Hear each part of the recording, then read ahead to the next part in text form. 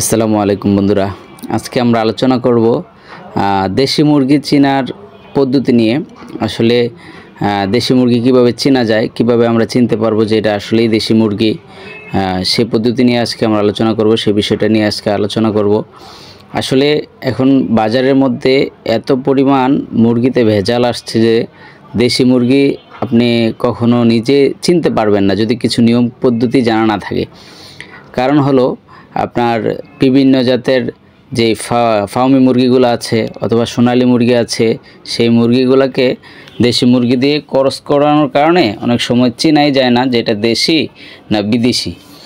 আসলে এই ধরনের সমস্যাগুলোর কারণে আমরা যখন বাজার থেকে মুরগি ক্রয় করে আনি তখন দেখা যায় যে আমরা মুরগি কিনে অনেক সময় লসের সম্মুখীন হতে হয়। তার কারণ হলো সঠিক মুরগিটা আমরা না চেনার কারণে দেখা যায় যে ফার্মের বিভিন্ন মুরগি নিয়ে আসি আমরা, আর নিয়ে আসার ফলে কিছুদিন পর সেটা অসুস্থ হয়ে যায়, ওটাকে ছেড়ে পালা যায় না, ঠান্ডা লেগে যায়, বিভিন্ন জাতীয় সমস্যা হয়।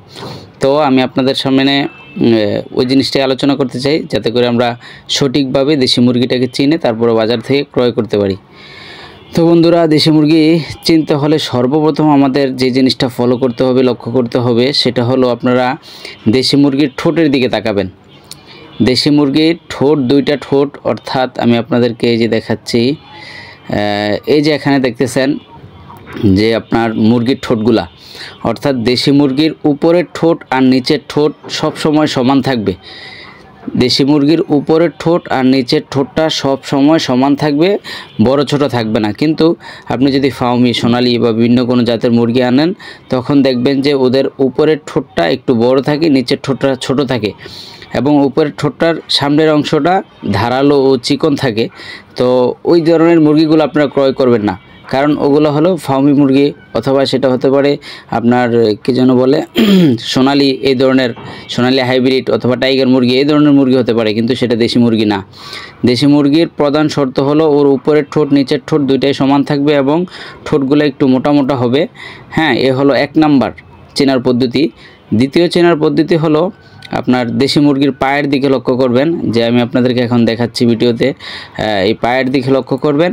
পায়ের দিকে লক্ষ্য করলে দেখতে পাবেন যে ওর পাগুলা হলো ভাঁজ কাটা এবং একটু বিশ্রী দেখতে। তারপরে আপনার মনে করেন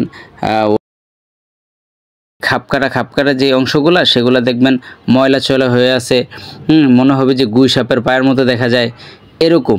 ঠিক আছে, একটু নোংরা, একটু অপরিচ্ছন্ন, এরকম আর কি দেশি মুরগির পাগুলা দেখতে।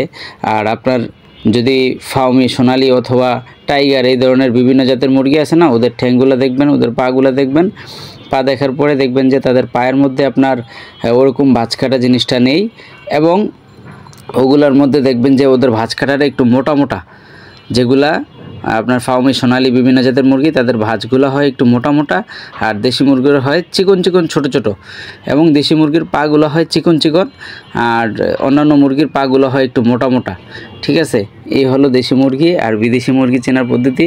তো আমরা যখনই ক্রয় করব ইনশাল্লাহ দেখে শুনে ক্রয় করব বাজার থেকে। আরও বিভিন্ন পদ্ধতি আছে, ইনশাল্লাহ সেগুলো আস্তে আস্তে আমি আপনাদের সামনে আলোচনা করব। তার আগে প্রথম এই দুইটা শর্ত যখন আপনার নিশ্চিত হয়ে যাবে তখন ইনশাল্লাহ আশা করি আপনি ধোঁকার সম্মুখীন হবেন না এবং লসের সম্মুখীন হবে না। ওকে, আল্লাহ হাফেজ।